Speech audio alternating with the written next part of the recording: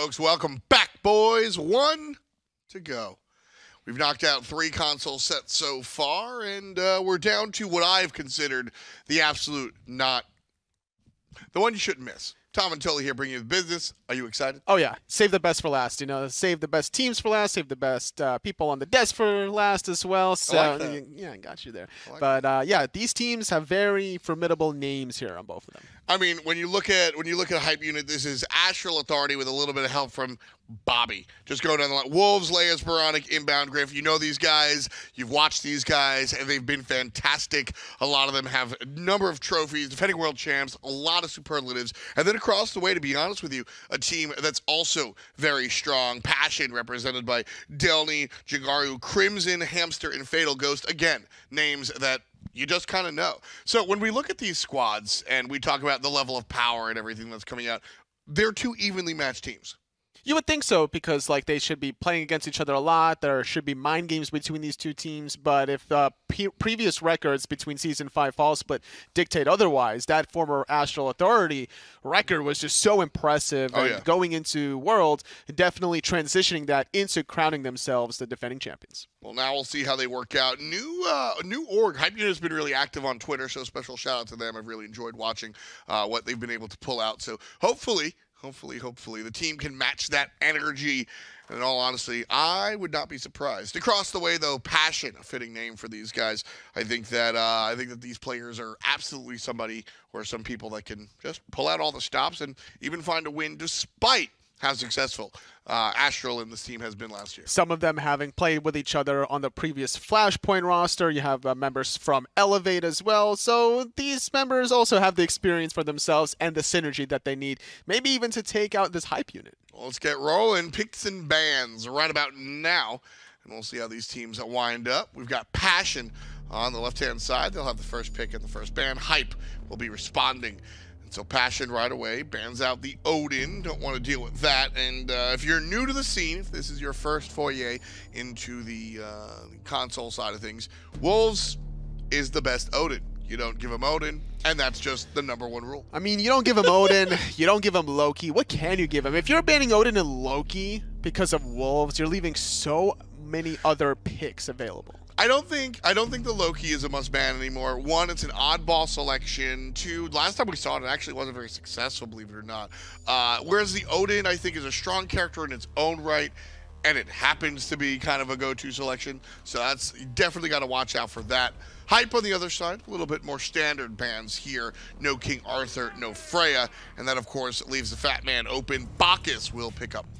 More popular in Season 6 with the changes to his Chug being available at level 1. Coming into the lane with that much magical power, that much mitigations, you're trying to battle a world of assassin supports like Naja, the Fenrir, so Bacchus getting that little bit of a boost, his popularity now in that first pick role. It's also a fantastic, I love the access to 2 separate CCs just by level 2. Belly flop into a stun is something that is very difficult to deal with.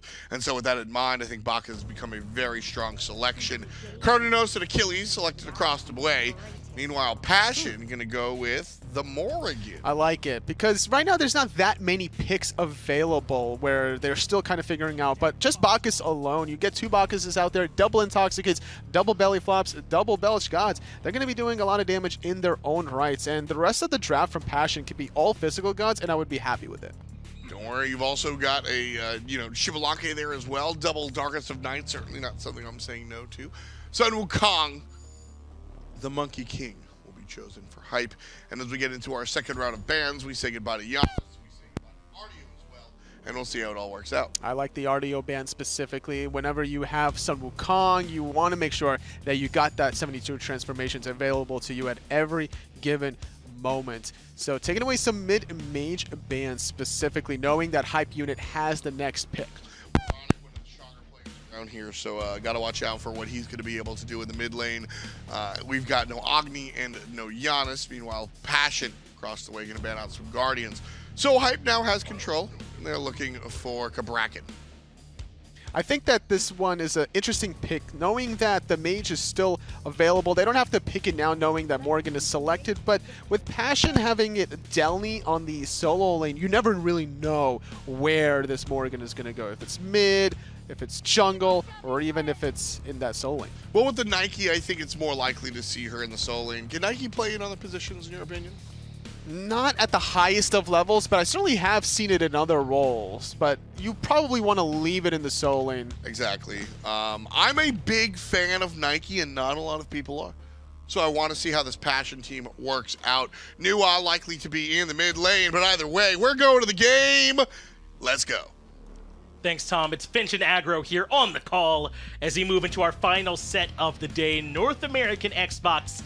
And we got the world champs here, so it's safe to say the best of the best here on console, or at least they were in Season 5. That's right. Hype Unit is going to be your team to beat, basically, right now in the Smite Console League on the Xbox side at the very least, but really should be across the board because they have been the best so far, including their matchup up against In Control last year at the World Championships. But Passion has a lot of talent on this side. I mean, Fatal Ghost has been on a lot of really good teams. Crimson is the second best mid in NA, if not the first, or alongside Baronic. Those two are the ones trading roles there. And then Delny, of course, there. But Jangaru, I wonder if that's a name change, because these are some pretty established names to be playing with someone who's new to the scene entirely.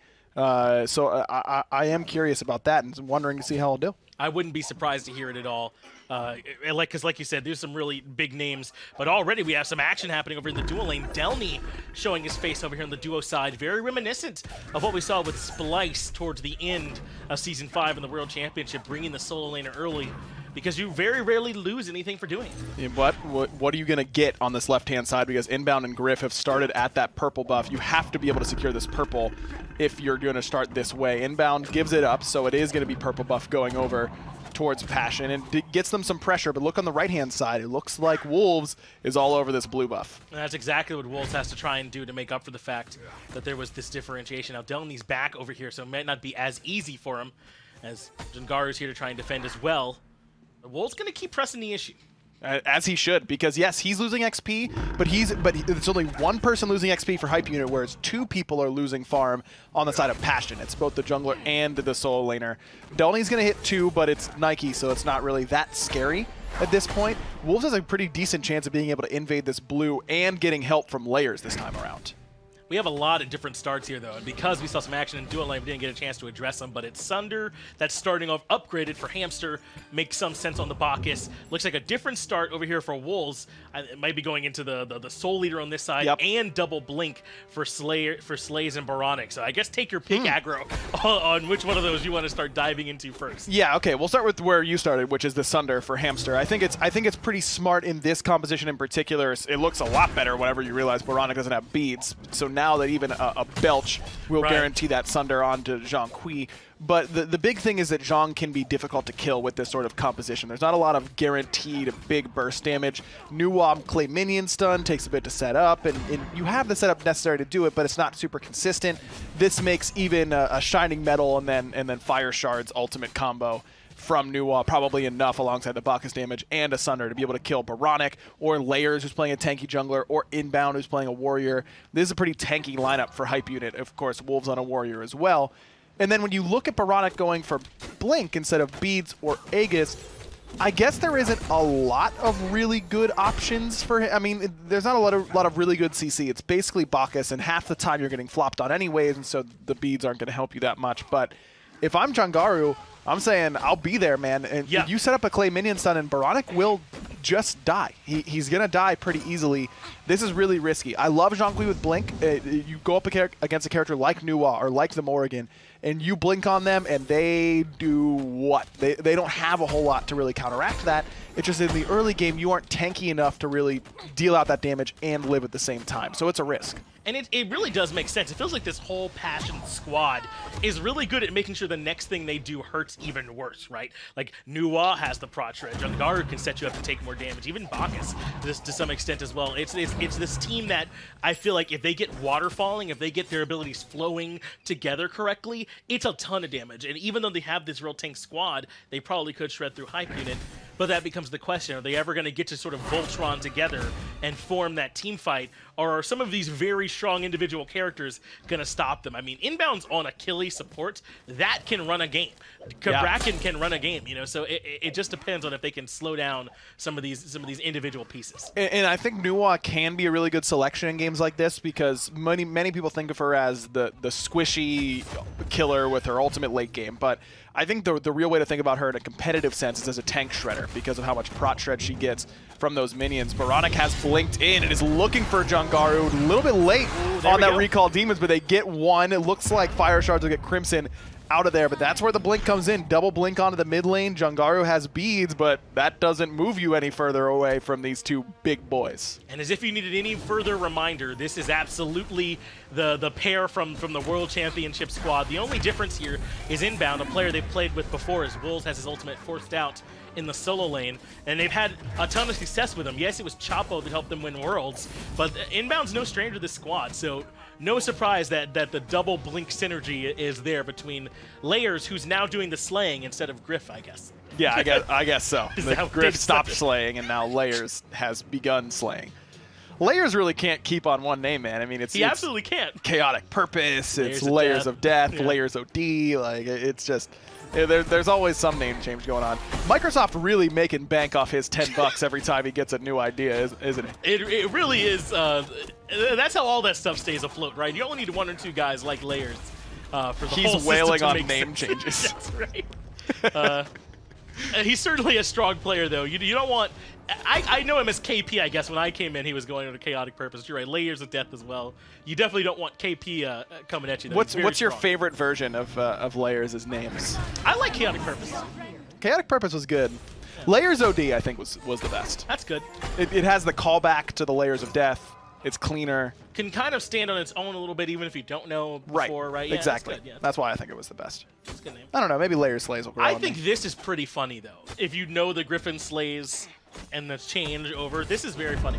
Yeah, it's pretty good. And I gotta say, you know, I did something like this in the past as well. When I had to change my gamer tag, I played with El Chapo and El Brochacho, so I changed mine to El Agro, which I thought was funny because I am very clearly not Latin as they are. Right.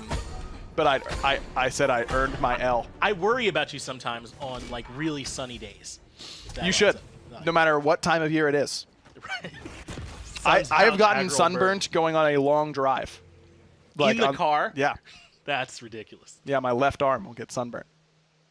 Haven't seen much come from this Sunder just yet, but haven't seen much action at all over here in the dual lane. Normally, Bacchus is enough to give you early pressure, but I wonder if the fact that it's Achilles over here has slowed that down to the point where they couldn't get a start, even with Delny joining them at the dual lane to start the game.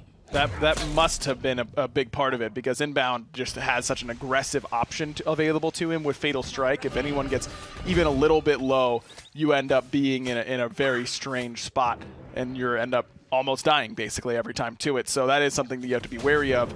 Looks like Jangaru used that Changeling ultimate change into Bacchus, I believe, is what I heard an Intoxicate go off at some point. He's definitely down. And Jangaru's ultimate being down is just go time for Baronic, whose blink is down, but still has the option. They're committing onto Baronic, though, and Baronic is running forward. He wants more of the action. Jangaru is low and forces stealth away, but it's because Inbound's nearby, and he finds the second kill for Hype Unit, but they are not done. Hamster's the next, and Execute Threshold. That's a double for Bobby as he gets two. Yeah, that's a good rotation in there by Bobby, but Layers looking so comfortable on this Cabrakan. No matter what name he's been under, Layers OD, Chaotic Purpose, my man has been a Cabrakan main for a long, long time. He loves this pick and seems very, very comfortable on it. He takes his target, everyone else, Baronic and everybody else on different targets, but Layers keeps the tank locked down and lets that execute come through eventually from Inbound. And that minion stun from Crimson just has to land onto Zhang Kui off that flop from Hamster. Otherwise, that fight is never going to go well. Did Hamster even use Intoxicate during that? It's still up, I don't think so, which makes me believe that he didn't use it. I'm pretty sure Crimson ran out of mana and couldn't use Fire Shards, and that's why he ended up dying. But maybe Hamster felt the same pain and ran out of some mana, but I don't know. I don't know if it would have done enough to Baronic to kill him, but it would have at least made him think twice. I do just love that, though. It's what makes this team so scary to me is that they have this trust in each other, because Baronic does get about half health to initiate that fight, right? Hamster jumps in on him, but Baronic is thinking of nothing else except pushing the stick forward and running in, because he knows that not just is inbound coming, but he trusts inbound to come in and hit his stuff when he gets there. That's exactly what happens, and they have just enough to clean up a couple kills and take that mid lane control. Now Crimson a little bit behind Baronic, which is not really where you want to be with this new selection, especially with the sort of start that Crimson went. He went a Blessing and instead gone for this Shoes of Focus rush. And we're seeing more and more mid laners start to go for this. And this was a thing a little bit last year as well. It kind of developed in the minor league in Europe for the most part, and then it trickled over towards NA. And it's because those early buff starts are so important. Your first red respawn is so critical to getting the game going in your favor that you want to be as powerful as possible for that. But Crimson, now that they realized he was going for the start and they didn't invade on him, now is left in a little bit of a power vacuum. And this was replaced a couple years ago. Actually, that was 2 years ago, it must have been, because of the Rod of Tahuti rush was what came right after that. It was Boots, and you basically rush Rod right after that to make up for your power, for your lack of power. But that isn't really a thing anymore. And in this Book of Thought that he'll eventually go for, it's still going to take even more time to ramp up. So it's going to take a little bit before he's really ready to start fighting. It's definitely slow, and it has me wondering what point they're trying to capitalize on in the game, because they've gone double blink between mid and jungle, and when's really the time period that you want to capitalize on that? If it's not early, it's before they get their second relic, I imagine. Yes, absolutely. You want to punish them before that. Inbound in a bit of trouble here, but those tank boots doing him quite a good bit of work, because the dots from Poison Darts, the dots from Belch of the Gods, all those do is stack up that passive on the boots. Purple buff was the initial target, but I gotta think that this Bacchus is suddenly looking a bit better. Gotta be careful though, Jangaru nearby in the jungle and does have the Changeling back up. But at this point, it looks like Hype Unit will no longer hard commit to this. Inbound might look for a cheeky steal, but aside from that, he's done here. Still secured by the side of Passion, as it looks like the Totem of Coup going over towards Hype Unit. Another reason that I think this Boots start can work in this meta in comparison to metas last year is that MP5 buff you get from Totem of Coup is really, really impactful. It's nice. And so you aren't losing as much of that sustain in your mana pool as you would have in previous years by not going for a Blessing. Wolves and Delny just kind of trading some blows on the solo side, so it won't be too bad. But Totem of Coup, just one of a good many changes that have been coming in towards Season 6 to try and make it, to give a little bit more of a different feel to Season 5. Just one more thing for solo laners to fight over, makes life a little bit easier for you if your team has it.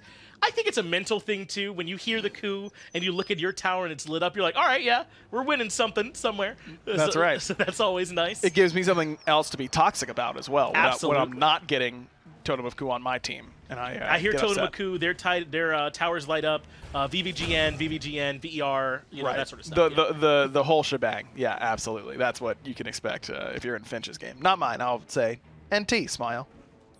You don't mean that. I won't mean it, but I'll say it. Sure. What difference does it make if I mean it? I guess that's right. I mean, I don't mean what I said either. Call it toxic. You do. Hype Unit have spent some time around this red buff, but I don't know if they've gotten the timing right just yet. They have not been able to steal it this last respawn, but they are definitely lurking, as they are here with Hamster inbound, trying to lock him down. Crimson is nearby for support, but may have become the target instead. And now they'll turn back, and it's 4v1. Hamster has been isolated. Uh-oh. Layers getting pretty low. Jungaru's here with that Bacchus transformation. He's chasing down Layers, but Layers has a speed buff. I don't think he's going to be able to catch him. In fact, Layers able to blink out, Intoxicate, hits a very healthy inbound, well-timed Fatal Strike just for the CC immunity. And now Crimson has Wolves to deal with in the mid lane. And Wolves can absolutely dive this. Goodbye. In fact, he's going to go into the ultimate. And Crimson, a good juker, is actually good enough to at least avoid the ult. It won't save his life for sure, but he ends up getting him. I don't know if he recognizes the clone's right here, but he's already on his way out. That is that team fight really should have gone much better for Passion. Hamster buys enough time, he does enough damage, gets his ultimate off, Layers gets away with pretty low HP, but then Jangaru ends up chasing a kill that he really shouldn't be going after. Crimson zoned away really nicely by inbound. And I just don't know about the transformation options at this point for Jangaru. The Bacchus just hasn't looked particularly impactful on transformation.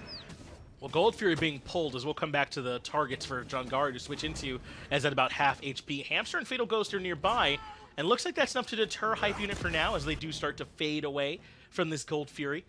I know you weren't saying that you particularly liked the transformations. Maybe Cabrakan, or who else would you want to see? I was going to say, into? yeah, I think Cabrakan's your best option in that particular scenario, where you can lock someone in, you're dealing enough damage. Because that's what they don't have, right, is lockdown, it feels like, on Passion. Right, I agree. Or if he's looking for survivability, Nike or Wukong. Wukong's a great option just to get your hands dirty in the middle of these team fights, because Wolves is the only person with 3 completed items so far. He's got a big XP lead. That doesn't matter quite as much for you, but the levels are what are really important, or the items rather are what are really important. So he's got a fully stacked Soul Eater and a Breastplate of Valor. He's going to do a lot of damage, and he'll get multiple rotations of your cooldowns off before you have to de-transform. I think that Wukong or Cabrakan ends up being a much better transformation, because now at this point, Hamster only has Pen Boots and Stone of Binding. That's not quite good enough to get the job done sometimes. And, by the way, I don't think he's used this Sunder yet. You don't get that on the transformation, but if you're going to invest in this Sunder, you have to make use of it, especially when you upgrade it. Yeah, I think he might have tried it on that Baronic play in mid that didn't end up working in their favor, but you're right. It has not been enough, it feels like, to justify this first item choice, because for sure we could have used something like Sprint, Horrific Shell, something like that in these early fights and gotten more out of them, without a doubt. Very surprised that it's Beats instead of Aegis for Baronic. As we mentioned, there's not that much hard lockdown, and a lot of it is fairly telegraphed. I think that Fire Shards could become a problem for him later on in the game, though, again, going for Blink in general in this game is pretty risky, because I do think that Beads and Aegis help you out quite a bit in this particular game. Even though the lockdown there isn't a ton of it for Passion, the ones that they do have are pretty strong. You know, it's Bacchus knockup into guaranteed stun. It's a minion stun that you can't afford to take if you get rooted from Crimson's passive. It's the follow-up off of the 3 aspects that Morrigan's going to throw at you. It can be a lot of burst off of it. Griffin has the Gold Fury pulled for now, and Hamster once again is the target and not even going to be able to get the flop off. Layers removes him quickly, but that was a team effort, and that was without even having Wolves nearby, who has Jungaru busy. They're going to keep the Gold Fury pulled, and Wolves is going to easily survive in right. Yeah, and that's another transformation down. Jungaru trying to transform into Wolves this time around, but with that distance, can't close that without a blink of his own. Gold Fury does go down for Hype Unit. And this is they're just making this look really, really easy, Finch. They're really controlling the map very well. This Morrigan pickup for Jungaru, I gotta say, I have not been a fan of whatsoever. I've never been super high on Morrigan in the jungle. I think that levels, you kind of want to hide her away in the early game and make her only fight whenever she has her transformation up. And in jungle, you can't really do that very easily. She always needs to be near these fights. Her items are expensive that she's going to want to get. I mean, it's Spear of Desolation, it's Chronos Pendant, it's these really expensive items. Whereas you look across the way, Layers is playing a Guardian, sure, but he's still able to go Pen Boots into Bancrofts, which is fairly cheap, and then Voidstone right after that, cheap on its own right as well. Both those items are several hundred gold cheaper than what Jungaru is buying, and they're more impactful in the early game. So it just, the power curve for Morrigan jungle just feels a little bit too slow for me to really be a fan of it. It's certainly in this situation where Layers has been able to capitalize on it quite well. And if you're going to be going for it, you have to at least make the most of your transformations, right? If your power curve is slow and not really worth going a lot of the time, the reason you're taking it is because of how good the transformations are in this game. They're just impossible. You can kind of cheat through that power curve if your transformations are good, because in a lot of ways you are borrowing from wherever you transform into. Exactly, but Jungaru really hasn't made that happen either. Yeah. So we have to see a little bit more of that. Though the later the game goes, the better this Morrigan pick is going to look, because just having a Morrigan who's level 20 and 6 slotted is going to be worth it no matter where you put her. And they have a squad that is by no means going to vanish into the late game, I would say. I mean, the Xbalanque, the Nuwa, even Nike feels really good when you get her late, and she's nigh unkillable. The question is, are they going to get there without paying too hefty a price, as Hamster already in trouble, locked down beside the tectonic shift. And now it's Wolves left for cleanup duty. He certainly can, but he doesn't drop back in. They're going to let Inbound handle that. But somehow Hamster still lives. Wolves finally puts him in the ground. Wolves is level 18, by the way. We're 17 minutes into the game. This dude is doing whatever he wants, including blinking right on top of Crimson, but their fight is still going on this right-hand side. Jungaru gets a good transformation off this time to save his own life. Fire Shards does some damage, but Hype Unit's still awfully healthy. It's just too tanky, like you highlighted earlier. Another kill for Wolves as he completes the killing spree, and that forces back Passion. And now the right side of the map is wide open for Hype Unit. Pyromancer right there for them if they want to grab, but even perhaps an early Fire Giant. It looks like Pyro will be the call. And this is easily done by Hype Unit because their builds work so well together. The early Spear of the Magus by Baronic, plus the Voidstone from Layers, layers means they're both dealing insane amounts of damage, and they're helping each other at the same time. And here comes another blink from VIICK. Minion stun, not quite there yet, but still the threat of it is enough to make him turn around, plus Hamster coming out of base. Is 4 blinks good? It's not bad if you're not worried about damage or CC coming your way. And when you're the ones, when you are the first puncher every time, Blink looks really, really good. It sure does. All the time. And if you're landing the first punch. Sometimes you can be the first puncher and whiff and you don't worry so much about it. But yes, you're right. When you're succeeding, Blink is about the best relic you can have, because it can even do like we saw earlier for Layers, where he was able to use it defensively to get away from Jungar after his transformation and get back out. So it has some applications on both sides, but it really can feel oppressive once someone's gotten the lead on you, because it enables them to almost cheat their kit a little bit, right? To do so much more than what they normally can. Hamster is also very far behind. I was mentioning Wolves being at an absurd level 19 at 19 minutes. But you look at where Hamster is only level 11, whereas Inbound level 14. Bacchus is really good right now, don't get me wrong, but when you don't have your second relic 19 minutes into the game, it's not worth it. It's just not worth the pick. You have to do a better job of surviving that early game, and there's been so much investment by Hype Unit into killing Hamster, but I don't think that's because of the Bacchus pick. If anything, the Bacchus pick is going to deter them from trying to dump that much into you, because he's the tankiest character in the game at any given point. He's got 14% damage mitigation all the time, basically, and no one else can say that, but they're still killing him, and I think that really goes to show just how far behind Hamster is and how much he needs to work on trying to catch up at this point. And how well they've done of isolating Hamster as well, I think, is really important. Tanks can take a lot of damage. These Guardians can take a lot of damage, but it really isn't so much them taking damage. It's like a timer your team gets to work with. It's like, I bought my team 3 seconds to reposition. I bought my team 3 seconds to get in without having to worry about these abilities. They haven't been able to capitalize on what your tankiness really translates to in a game, right? In a team fight. Instead, it's just been Hamster getting shredded by himself with no one nearby to capitalize at all. Inbound, so tanky. He went for an early Talisman of Energy, and this is an item that I think is really underpurchased as a whole. I don't know about purchasing it this early on. Look at that damage onto Hamster. Layers uses both of his stuns and half healths Hamster nearly by himself. A little bit of damage there from VIICK, but not even that much. Now Hamster's in easy kill range. Another one of those combos with even just Griff around as a guaranteed kill. Well, it's Oni Fury on the table for Griff as he's pulling it by himself. And right now, they can't even make it past Inbound, who is shrugging off most of the team. That will be the Oni going the way of Hype Unit, and really they pay no price.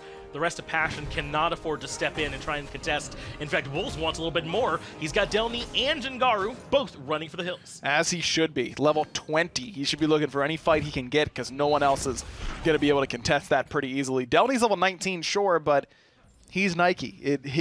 Delny himself is not going to make nearly the impact that Wolves will, just because of character selection. Delny is going to be dealing a lot of help with his passive, helping everyone else on his team do more, but that is independent of Delny's level. Plus, you're really far away if you're on Passion from getting all 3 points of that Nike passive, because you need 10 kills across your team.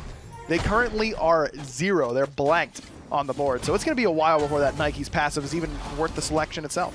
About as far away as they can be as Delny's forced to use the Thorns. Stun means they want more here, but there's the ultimate from Nike, which can make her so difficult to try and kill. They will take down the Tier 1 tower at the very least and open up the map a bit more. That was not only Nike ult, but Jibalanke ult as well. Fatal Ghost uses Darkest of Nights to try and save him. Layers with some pings, potentially looking for Hamster, but not enough damage around, even with Griff there. I think VIICK is so critical to how much damage Layers can deal at any given point just because of that Spear of the Magus. And this is so interesting. We've seen so many Fire Giants time to the natural flow just a little bit before that next one ends up spawning, the enhanced version. It's Hamster, though, in a spot of trouble inbound, yet again pushing far beyond that front line to zone everyone away, but they don't really want to start the Fire Giant at all. Looks like they're trying to see if they can force Passion to commit into a bad fight. Yeah, I don't love forcing a fire in that spot. I like what Fatal Ghost does, just stay in lane, get as much farm as possible, because Lord knows you're going to need it pretty soon. He's going to have to make a big impact in these team fights. I think that Hype Unit playing around the right side of the map and looking for a pick is the right idea, but at this point, Fire Giant seems a little bit too generous for me to try and go for, a little bit too risky, but they're going to go for it here potentially. Delny's nearby, no Sentinel of Zeus yet, just yet. still on cooldown after having to use it on the right-hand side, but is going to come in and contest, and if anything, all he has to do is delay and try and force this to be costly for them to stick on it. In fact, the rest of Passion now are on their way to try and contest, and they will have to go for the Fire Giant. Great work from Delny, and now Inbound's into trouble, uses the ultimate to get away, but a big ultimate from VIICK to turn the fight on its head. That blink in from the Zhonghui, too good. Fatal Ghost's beads may be enough to save him, but Hamster will not be saved. Griff able to take him down. Wolves gets the cleanup kill on the Fatal Ghost. And another fight goes by, Finch, where the focus is onto a tank, where Hamster's right there, and the Sunder doesn't come out. Right. And it just has to. It has to in that spot. The only way Passion has any hope of getting anything out of this fight is if Inbound falls early and easily, and they picked the right idea to do it, which is the Sunder, and it just wasn't used. And now the Fire Giant will be going down essentially for free about a minute before the enhanced form ends up spawning in. And this is what a lead can kind of do for you, right? I don't know if the Fire Giant, the way they did it was the cleanest call or cleanest execution. They did peel off it very well and didn't get stuck on it. It was only Inbound potentially could pay the price. But when you have a level 20 Zhonghui that can blink in and just drop the ult and say, hey, I'm here. I mean, it's just good. Yes, I agree. You get them in a narrow corridor, you get them away from their towers and away from help, and you just get in there and really wreak havoc, and that's exactly what VIICK did. Hype Unit's ability to bring that Fire Giant low enough where you force Passion to commit, you force the whole team to rotate, they need to engage on you, and you've taken enough damage to where it looks like a good fight for you, but then still be able to immediately, in synchronization, pull off the objective and begin the fight right as VIICK is arriving.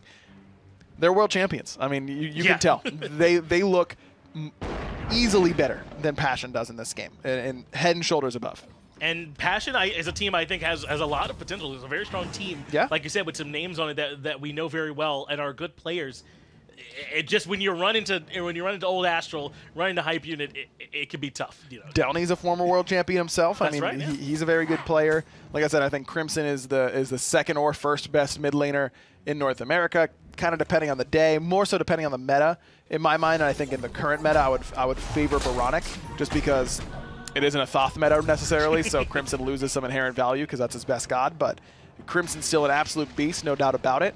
It's just that Hype Unit as a whole, I think, has the equal, if not better, in all the positions, and is working better together as a unit. Now they have an opportunity to push down some tier 2 towers. There's still one standing in mid and solo, and they've sent Delny and Crimson over to defend those respectively. But that does leave 3 members in left lane threatening the Phoenix. Look how they're spreading out the map and forcing Passion to make tough decisions. Wolves on the right, Layers in mid, the rest of the team on that left side Phoenix, and they're going to actually push into this a little bit. Inbound so tanky. Look at how much damage Hamster takes from him and VIICK, and a little bit from Griff as well. Inbound loses a third of his life bar, but he's Achilles and has some sustain built in, and the Fire Giant buff ticking on him, of course, whereas Hamster lost way over half his health without any sort of real commit. And the benefit of being level 18 as well, as Hamster still struggles down in level 15. Blink is going to start the fight off. Fatal Ghost, the initial target. He is able to get out of there with the Rising Jaguar, but now comes VIICK waddling his way in. He's ready to drop in the damage, but Inbound a little bit too low. He has to leave, but that does not slow down Layers, who finds Ghost. Now Layers needs some help, though. Locked in underneath that Phoenix. Jungaru does take him out, but Griff answers back on the Delny pretty quickly. Wolves underneath that Phoenix. Now, after using Somersault Cloud, great Aegis from Jungaru, maybe enough to keep him up. Jungaru actually wants to come by and try and find the punish, just letting the stun, but Wolves a little bit too far ahead for that punish to be completed. But look at the Phoenix. It's still very healthy. They didn't get enough on it, but they are going to take down Hamster. And with Griff still healthy, they can burn down the structure now. Look, the Phoenix will still be there when the fight is won. That's the mentality for Hype Unit. It's the correct one. You can just tell how much Inbound and Layers have played together. They're perfect swapping of not just Phoenix aggro, but the entire team's attention. Inbound blinks in, gets the dash from Fatal Ghost, and immediately starts weaseling his way out, but doesn't just get out as fast as possible because he wants people to keep their eyes on him, and that's when Layers comes in, streaking across the Phoenix, and blinks in and locks in Fatal Ghost perfectly. I mean, that is textbook Smite on how you want to juggle the attention of the enemy front line, on who needs to be peeled and who needs to be ignored, and just let the carry stay isolated. That was flawless. And now what we're really seeing, I think, from Passion is that they are running into this lead truly, at this point. You know, maybe you could say earlier there were some mistakes, some missed target selections, that sort of thing. But right now, Hype Unit are sort of deciding who's going to be the target when the initiation are happening. All Passion have to do is respond, essentially, underneath the Phoenix. It's why so often you can see games get stalled there or even come back, because the game does get somewhat simplified in that sense. But right now, it almost doesn't matter. Passion just don't have the numbers. Yes, they don't. And, I mean, level 15 on, now 16 on Hamster. Jungaru just now hitting level 20. They just don't have the damage and the items either. I mean, no Obsidian Shard completed for Crimson. A Shaman's Ring for Jungaru, which I hate it. I hate it. I cannot tell you how much I hate this Finch. Let me hear it. Shaman's Ring is really good on tick characters, right? Okay. Or gods that are going to dump their whole kit all at once. Morgan is kind of like that, where the idea is that you're getting Shaman's Ring because you want to get the stun first and then deal that 10% extra damage on your auto attack and your 2. But then you're transforming, and then you're losing this passive, and it's useless to you. You only have 2 damaging abilities on the Morgan. But they're going to swing aggro. But they won't until he stacks it, and the game's going to be over by that point. That's a good point. Jungaru in some trouble. It might not end up mattering as Inbound finds the execute, and that's a killing spree now, 3 in a row. The Tectonic Rift going to lock in 2 more, and Baronic's going to recall Demons. That's going to set up 1 for Layers as well. Delny nowhere to go, and a double for the Zhong Kui. Fatal Ghost is pretty good at the game, but not good enough to stop 5 aggro. This is looking like Hype Unit going to barrel in. Easily. It looks like Layers out of the MVP discussion for this game just because he is the only death on Hype Unit. Clinical. I mean, they dissected Passion in this game. And it is, to some extent, what you would expect, right, from this team. A team that was together in summer and looked very good. We're finally able to take down that rival juggernaut that looked so strong once Inbound rejoined the squad. And a team that, with Chopper, were able to win Worlds at the end of fall. They've just been beating everybody else on console for about as long as I can remember, and I don't see them slowing down. Me neither. I mean, this team looks really, really good. Now, for Passion, I think that the Morgan pick has got to be changed. I mean, I'm done with that one. Don't need to see it ever again as far as I'm concerned. Let Crimson play a more impactful god. Nuwa is the safe. I'm not trying to mess up here. I mean, you can make a lot of plays with her if you're playing aggressively, but you're never playing aggressively with that composition. And Hamster needs to do a better job of playing to the relics and the situations that he's putting himself in with his purchases. I think that if Passion's able to change those few things up, they've got a chance to really give Hype Unit a game. That's right, man. If you've got a shovel, you should dig. Yeah. At least that's what I think. I agree with you. It didn't work for about in that case, but let's get it back over to the desk. We'll let the analysts go over what they saw in Game 1. I like that. If you got a shovel, choose to dig. That's what I always say. You've got the right tools, go ahead. Well, here we go. Hype Unit just tooling around Passion, and this looked, I mean, Ryan used the word clinical, clean. Just pick one. This was Hype Unit doing what they did. I think their first death was around the 25, 26 minute mark where they were sieging that left side Phoenix. Layers taking a spill there. But that just goes to show the kind of actual Hype Unit that these group of 5 players are. They had a very aggressive composition, the Achilles support for Inbound, baiting himself out in very bad spots, but knowing when to peel back allowed Baronic to just really pop off. And that's what this guy has just always done. One of the best mid laners on both consoles, frankly, just might be the guy. And Baronic, Inbound, Griff, Layers, Wolves. I think there's a lot of fans out there that expected this type of experience, and they got what they asked for. That's right. Wolves playing the Sun Wukong. Just fantastic work. Playing to dive Crimson. Really unfortunate stuff for Crimson. They're playing the Nuwa, trying to survive, couldn't really do so, and building the Soul Eater to start off the game just goes to show the kind of player mentality Wolves has, that he's not really worried about the laning phase or any sort of ganks, especially when you're dealing with a Morgan jungle. And when it comes down to it, Wolves is solo laners are the Swiss Army knife. They have to fill whatever void the team needs. And Wolves is one of these rare solo laners that the team fills the void around him. And he really embodies this warrior mentality where, yes, he's your front line, but he's absolutely there to bring offense as well. That clip right there, he was zoning 2 away from middle while containing the jungle Morrigan at bay, making sure she wasn't going to get assistance or escape at the same time. Just very multi-purpose, like you mentioned, that Swiss Army knife that Wolves brings for his team. Just can't handle it. just can't handle it. Wolves has been one of the best players on the sticks since he started. It's now, how many years later? He's still one of the best damn players I've seen on a controller. Can't wait to see what this guy is able to do in the future.